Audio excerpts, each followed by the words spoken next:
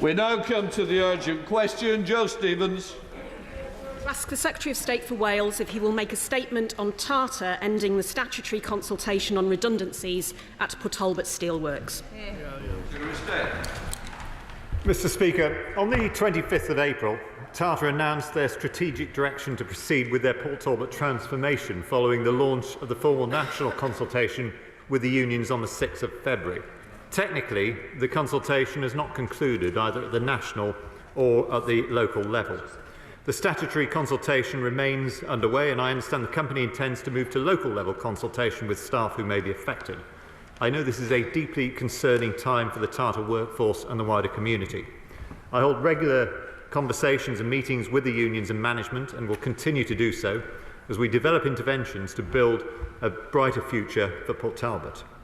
On the 15th of September, we announced an unprecedented £500 million government grant as part of the £1.25 billion investment by Tata Steel to build a new electric arc furnace. Tata Steel employ over 8,000 people, including at Port Talbot, and all of those jobs would be under threat if it weren't for the agreement that we had struck, along with many thousands more in the supply chain. So the transformation is going to be difficult, but the funding has saved 5,000 jobs in the company. It is not the case that we've paid money to put people out of work. We've paid a lot of money out and are paying money out to save 5,000 jobs. We're also looking to modernise production and ensure that steel making in South Wales can continue for generations to come.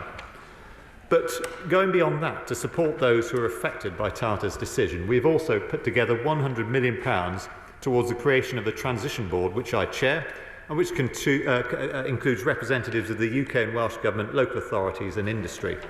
The funding includes £80 million from the UK Government and £20 million from Tata, nothing as yet from the Welsh Government, but we hope there will be some, and it will be used to achieve the Transition Board's priorities, the first of which is to support those affected employees to find new, well-paid jobs.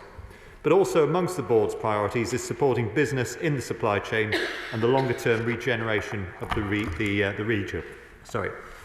In its most recent meeting last week, the Transition Board endorsed a local economic action plan which will act as a roadmap for how best to use the funding to support those affected. Whilst the ongoing consultation is a matter between the trade unions and the company, we will continue to discuss with all parties. We hope a resolution is found which avoids industrial action. Government will continue to work closely with industry to secure a sustainable and competitive future for the Welsh steel sector.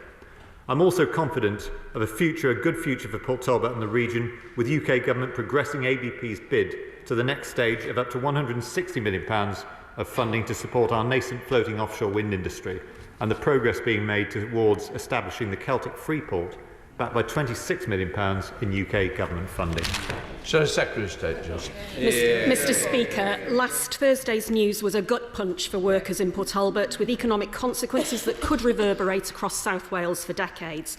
I was at the plant last month meeting workers. The sense of the threat of nearly 3,000 people's livelihoods was all-consuming, and the wider supply chain in Llanwern, Shotton and Trostre is vulnerable too.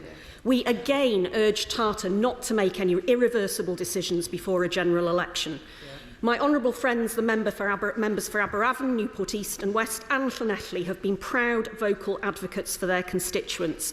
But in contrast, this government has forked out £500 million, taxpayers' cash, for the loss of 3,000 jobs. And this is their deal and they own it. Added to that, the loss of sovereign steelmaking is a fundamental threat to our UK economy and security.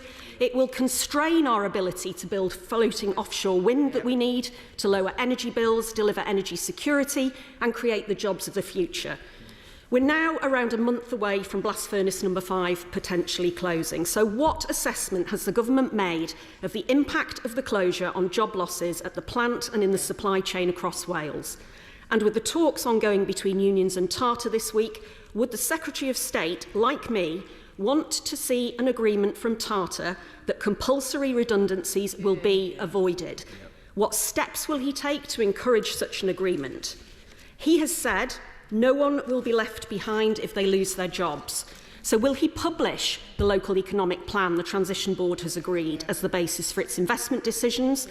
Mr Speaker, Labour's National Wealth Fund means the future of UK steel will be fuelled by the skills, talent and ambition of Welsh steelworkers. But until the country is given the chance to have its say at a general election, I want workers across Wales to know that we, on this side of the House, have their backs.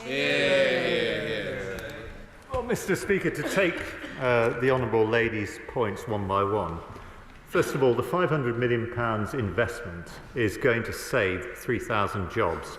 We're not paying money to throw people out of work. We don't want to see anyone thrown out of work. Tata have made a decision to close those blast furnaces based on the losses that they're making. And when they came to us, we said, what can we do to keep people there, to keep people in work? And this was the plan that they came up with. To take the second point, it has no impact on sovereign steelmaking. The Honourable Lady, if she talks to Tata, will understand. The Honourable Lady is chuntering here that, yes, it does. Mr Speaker, all of the iron ore which goes into those blast furnaces comes from abroad. All of the coal which is turned into coke is coming in from abroad. All of the limestone is coming in from abroad. It therefore has no impact whatsoever on our sovereign steelmaking ability. In actual fact, Mr Speaker, we have 8 million tonnes of scrap steel in this country, much of which is being exported abroad. We're going to use that scrap steel and put it into the electric arc furnace, which will actually increase our sovereign ability. The Honourable Lady says that this is going to have an impact on our ability to create floating offshore wind. Last time she said it was going to have an impact on our ability to create battleships. The Honourable Lady needs to understand that at the moment, battleships are made using steel plate, and floating offshore wind turbines are also made using steel plate. Steel plate is not made in Tata at Port Talbot. Tata at Port Talbot produces coil, which is thin and therefore not strong enough to make either battleships or floating offshore wind. She asked about the number of people affected. We've been very clear about this from the start. I'm trying to answer the Honourable Lady's questions. I mean, she's asked these questions, and I listed them, and I'm answering them. She asked about the number of jobs affected. We've said all along that we expect it to be around 2,800, but it's for Tata to confirm this once it's gone through the statutory consultation procedure. She's asked about an agreement, whether or not we would encourage Tata to come to an agreement so there are no compulsory redundancies. Of course we would. We don't want to see anyone made redundant against their wishes. We didn't want this process to happen in the first place. But as I said to the Honourable Lady several times, Tata came to the UK government with a threat to pull out, which would have cost 8,000 jobs in the entire supply chain. She asked if the local area action plan can be published. Well, it's not fully finalised yet. It's a roadmap. But the Honourable Lady will surely be aware that the current First Minister was sitting on the board as the Economic Development Minister. The Labour Economic Development Minister in the Senedd is on the board. The local Member of Parliament is on the board as a local Senedd member. And the Chief Executive of the local authority, along with the representatives of 3 trade unions. So it's hardly a secret document, and it's not as if the Transition Board is meeting in conditions of great secrecy. If the Honourable Lady has any further questions, I'm more than happy to answer them. John Redmond. Can the government do something about the very high energy prices in this country, made high by regulations and taxes? Doesn't he accept that any kind of steel making is going to be extremely difficult if we have uncompetitive energy? And isn't it wrong to import these things, which means even more CO2, as well as destroying the jobs here? Speaker, we've looked carefully at the losses that Tata are making, and they've come about partly because of the age of the infrastructure which they have in place there. And in fact, they've had to close down the coke furnaces at Morva within the last few weeks.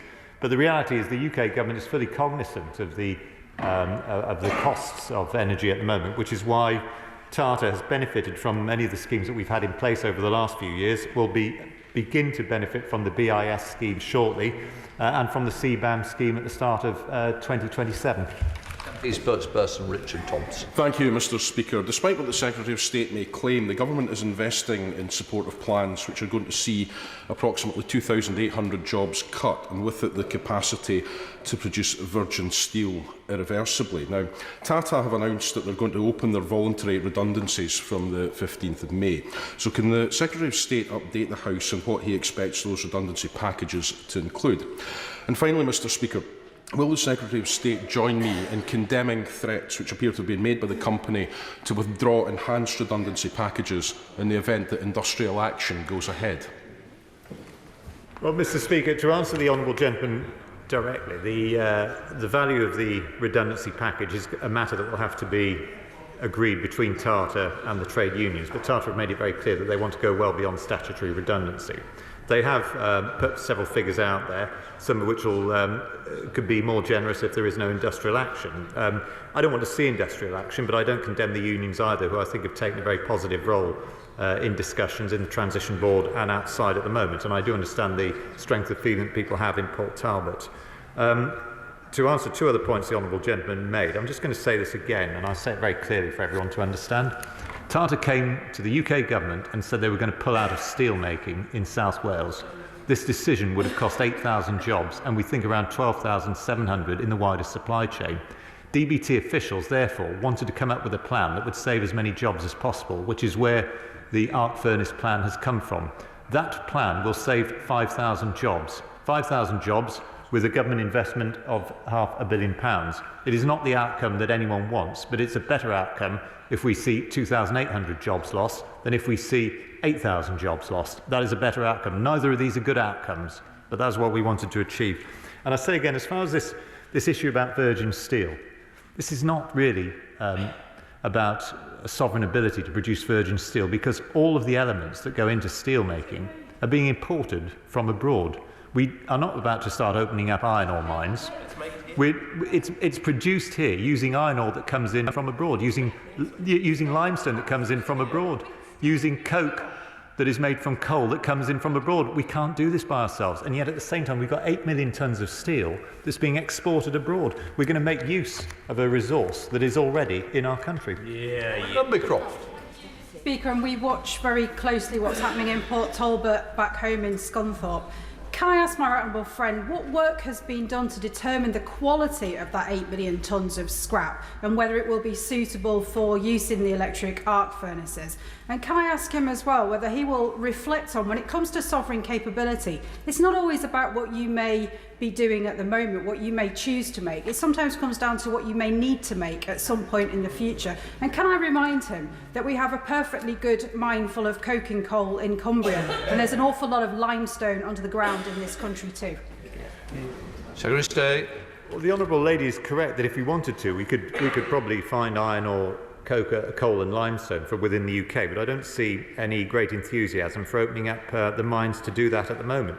As far as the 8 million tonnes of steel within the UK, that scrap steel that will go into the arc furnace is concerned, both DBT officials and EY have gone over very carefully the business plan being put forward by Tata. But can I just point out to the honourable lady, the UK government are only investing £500 million in this, but Tata are investing £750 million in this. So Tata obviously feel that there is a good, strong commercial case for building that arc furnace, and they're putting their money where their mouth is.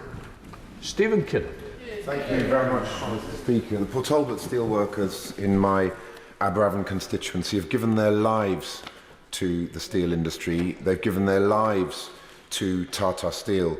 This reckless deal that's been done between the UK government and Tata is a hammer blow for them, and we are hoping that there's still time for the employer and the unions to come together and drop the bad deal for steel and adopt the compelling, robust, multi-union deal instead.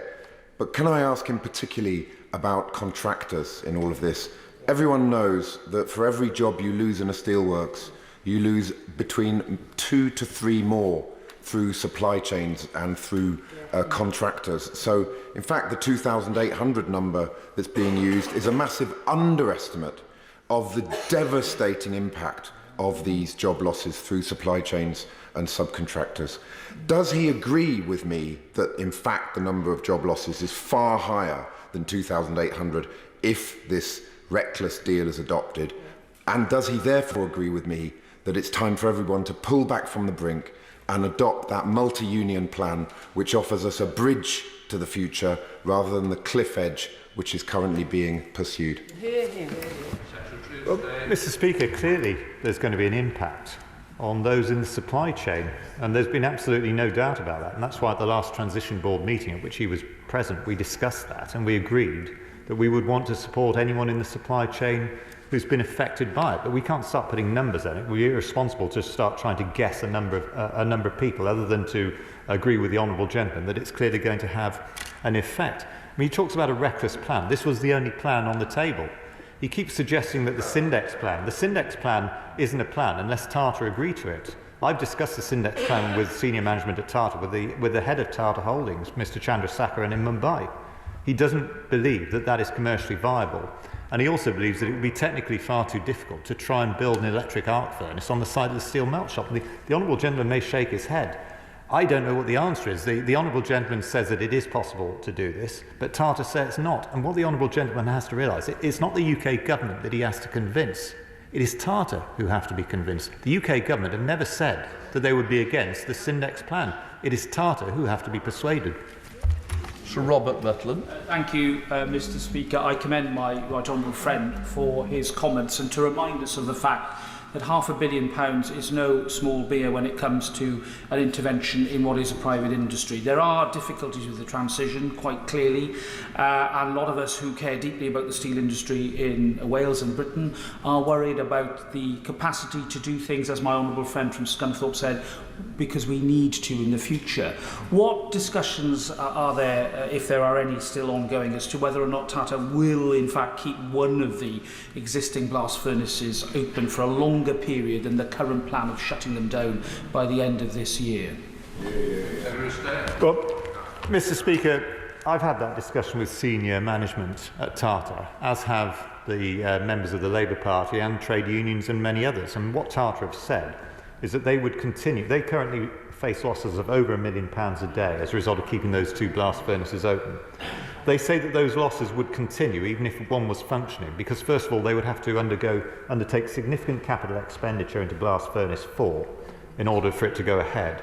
And secondly, they would have to now import all of the coke which goes into that blast furnace, because of course the coke ovens were shut down with the agreement of the unions because of health and safety concerns. Then they would face the additional technical problem of trying to build an electric arc furnace on the same site as a steel melt shop containing hundreds of tons of molten steel being poured off into casters. That is why they have said very clearly that they will not entertain that proposal. The UK government have never said that we wouldn't entertain that proposal. And if Tata wanted to come forward with a plan to build the arc furnace using the existing grant that the government have put forward, but keeping one blast furnace open for longer, then of course the government would be open to any discussion on that. Liz Saville-Roberts. In the Netherlands, political pressure has resulted in Tata investing in an electric arc furnace and direct reduced iron technology, all the while protecting jobs and keeping blast furnaces open. The German government is spending £2.2 billion, over 4 times more than the UK, to transform its steel industry towards hydrogen. Why is the UK so uniquely incapable of effective investment in our strategic steel future? Mr. Speaker, a few people seem to have the idea that building a DRI plant would resolve this problem. The first point to remember is that if a DRI plant were built on the site, it would probably save another 200 jobs. There's a plant in Texas run by Vorstalpine, which produces, I believe, 2 million tonnes or so of steel every year and employs 200 people. So a DRI plant is not going to resolve the problem. DRI plants require access to a regular and affordable amount of natural gas, quite clearly.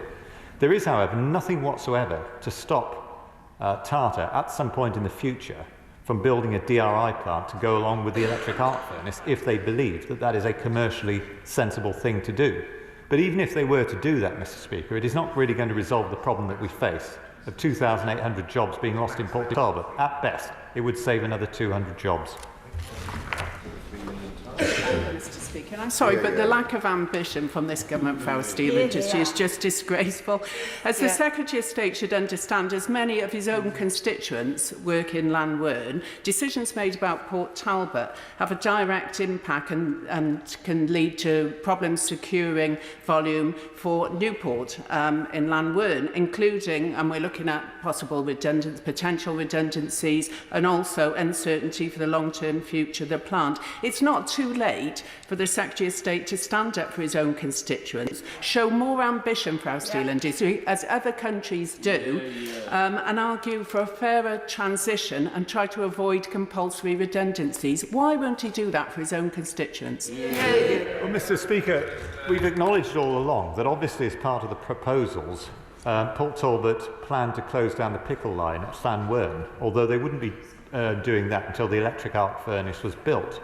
We discussed it at the last meeting of the Transition Board, and we all agreed that we would need to make sure that just as we want to help everyone in Port Talbot, we'll want to help anyone affected in Llanwern. The Honourable Lady keeps talking about a lack of ambition. We can all dream about a situation where one blast furnace, BF4, is kept open for another 6 years. But what we can't do is force Tata to continue accepting losses of over £1 million a day in order for that to happen. And I have to say that there has been a lack of responsibility on the behalf of some Labour members, though not any in this chamber here, who seem to have gone around suggesting that they have a special costed secret plan that would save all of those jobs. They don't, Mr. Speaker. They've not put any kind of a costed plan to any senior management in Tata. They've never sat down and said, if you do this, we will give you this, and therefore we could save all of those jobs. They've simply gone around saying that they want to see all the jobs saved. We all want to see every single job saved. But we can't force Tata to continue to take losses of over £1 million a day. Christine Jardine. Thank you very much, Mr. Speaker. I come from an area of the country which suffered from industrial decline 2 generations ago. And the human impact of what we are seeing happening to Port Talbot will blight the current generation. We talk a lot about a transition to a green economy. When is the government going to invest in the national skills strategy that we need to provide these people in Port Talbot who are about to lose their jobs, and redundancy payments don't last forever, who are about to lose their jobs, a generation be blighted? They need those skills for the 21st century. So will the government commit to a national skills strategy? Mr. Speaker, the Honourable Lady asks, where is the money to support the town of Port Talbot? I've said already, Mr. Speaker, there is £500 million going to build an arc furnace in order to save thousands of jobs. There's £15 million going to regenerate the town. There's £26 million of funding for the Freeport, £7.5 million of funding for Launchpad. And as far as skills are concerned, there's £80 million from the UK government, which will be primarily there to retrain people. There's another £20 million coming in from Tata. There's not been one penny from Welsh Government towards this. They've been able to find £120 million to spend on more Senedd members. They've been able to find £30 million to spend on 20-mile-an-hour road signs. And we've just learned that they've lost, Mr. Speaker, £60 million having set up a bank, but they haven't been able to find one penny as yet to support the steelworkers of Port Talbot. Thank you, Mr. Speaker. Isn't this just the tail end of a government that even abandoned the words industrial strategy a decade ago? When I asked questions on this, why hasn't the government had the ambition and the vision to realise that the potential is there? For example, if there were a plate mill on this site which could produce the steel for the substructures, for the wind turbines that's being planned to be built in the Celtic Sea around this whole Freeport, around Milford Haven and Port Talbot. There's no industrial strategy, there's no vision, there's no joined upness, there's just massive sticking plasters from this government. Mr. Speaker, there are discussions going on about the possibility of building a plate mill on the site when the electric arc furnace is completed. There's nothing whatsoever to stop a plate mill from being built. So the Honourable Gentleman won't be aware of all the discussions going on, but once again I would say respectfully to him, a plate mill will not save 2,800 jobs. We are facing the loss of a significant number of jobs as a result of the decision to close down the blast furnaces. And even if a plate mill were built, or a DRI plant were built, or a hot sink dip line were built on the site, all of which are reasonable things to consider, it would not solve the problem that 2,800 people are facing the loss of their jobs. And that's why the £500 million for the arc furnace was so important, as was the £80 million for the Transition Board. Jones. Thank you, Mr. Speaker. We talked earlier about the supply chain, and the repercussions of this decision will be felt across South Wales. So could I ask the Secretary of State directly, has he had secured any commitment whatsoever from Tata about workers at those downstream facilities across South Wales about their future? Yes, Mr. Speaker. Tata have been very clear that they were originally going to close those sites, but they now expect all those sites to remain open And during the process of building the arc furnace while the blast furnaces are shut down, they will be bringing steel in from elsewhere to make sure that the product is going into those other plants. Griffith. Thank you very much indeed, Mr. Speaker. Well, with the closure of the coke ovens making the viable lifespan of the blast furnaces all the more precarious, and the electric arc furnace still being a long way off, we will rapidly reach a situation where Port Talbot can no longer supply the Trostre works internationally in my constituency. So what talks has the Secretary of State had with Tata bosses about securing high-quality interim supplies for Trostre and securing all the jobs there? Yeah. Mr. Speaker, I have spoken to Tata on that very issue, and they've been very clear that they would expect steel to come into, they would have to import steel in order to feed Trostre, and that they're willing to do that. As far as the electric arc furnace is concerned, the timeline is ambitious, but it is ongoing at the moment. The groundworks will start very shortly. The planning permission should go in autumn. Hopefully it will be turned around and dealt with by early next year, and it will then take about 2 years to build the electric arc furnace. Chris Brown. The Secretary of State casually discards 2,800 jobs and is so uninterested in the ongoing effect on the rest of the economy in South Wales that he hasn't even made an assessment of what the economic impact will be on the South Wales valleys more generally. Can he clear up for us precisely how many other people's jobs are likely to be affected? Is he aware that in the last few months, we've had 500 jobs go at UK Doors and Windows in the Rhondda and 100 jobs go in the last 24 hours in the Rhondda at Everest 2020? It doesn't feel, as my honourable friend for Cardiff West says, that they've got an industrial strategy. It doesn't feel as if they've got an anti-poverty strategy. And for that matter, they haven't got a levelling up strategy, have they, either? Isn't it just time we had a new Secretary of State for Wales so that we can get on and have a proper plan for the economy of South Wales? Mr. Speaker, I'm sorry to have to say to the honourable gentleman, but it's slightly insulting for him to suggest that the tone in which I have set out the answers to the questions here suggests some sort of casual disregard or a lack of interest. I can assure the honourable gentleman, the right honourable gentleman, there is nothing whatsoever in the Wales office at the moment that is more important than securing the future for Port Talbot. And I'm very sorry that, frankly, whilst this government is putting up £500 million to ensure the future of steelmaking in South Wales, we are demonstrating an interest in making steel, and some of the honourable members opposite are more interested in making headlines. Jonathan Edwards. Mr. Speaker, my constituents who work in Port Talbot inform me that there has been no progress on enhanced redundancy negotiations between the unions and Tata. So, considering the scale of public investment involved, will the British government use its leverage to ensure that Tata treats its workforce with a degree of dignity? Mr. Speaker, the honourable gentleman is absolutely right. And I will say this, that I do think that Tata now need to come forward with a bit more information about who exactly we can expect to see being made redundant and what their current skill sets are, so that we can begin targeting the help.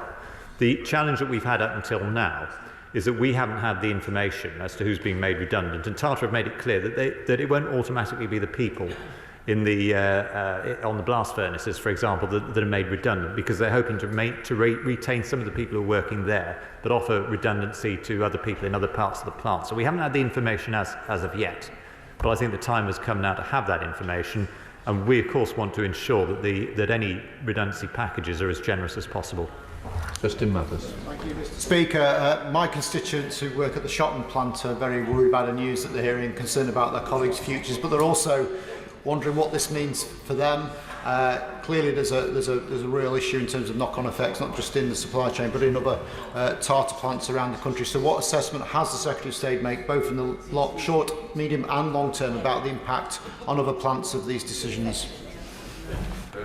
Well, Mr. Speaker, we were very clear that whilst the arc furnace was being built, we wanted to make absolutely certain that all those other plants around Wales were able to receive product for them to finish. And Tata have been very clear that that is going to happen, that they will have to bring it in from elsewhere over the next 2 to 3 years, but that will happen. So it will not have the impact that the honourable gentleman is rightly concerned over. But of course it's only possible because of what some of his colleagues have described as a reckless deal. What would have been reckless would have been for us to see Tata in an office and say, OK, you're going to make 8,000 people redundant and you're going to shut down all of these sites and there's nothing for us to do about it. That would have been reckless. What we actually did was to come forward with a £500 million package of taxpayers' money, and rightly so, to support both the continuation of steelmaking in Port Talbot and to make sure all of the other plants in Wales continued, Shotton, Trostry and Llanwern, all continued to receive product during that interim period so that we didn't see significant job losses anywhere else.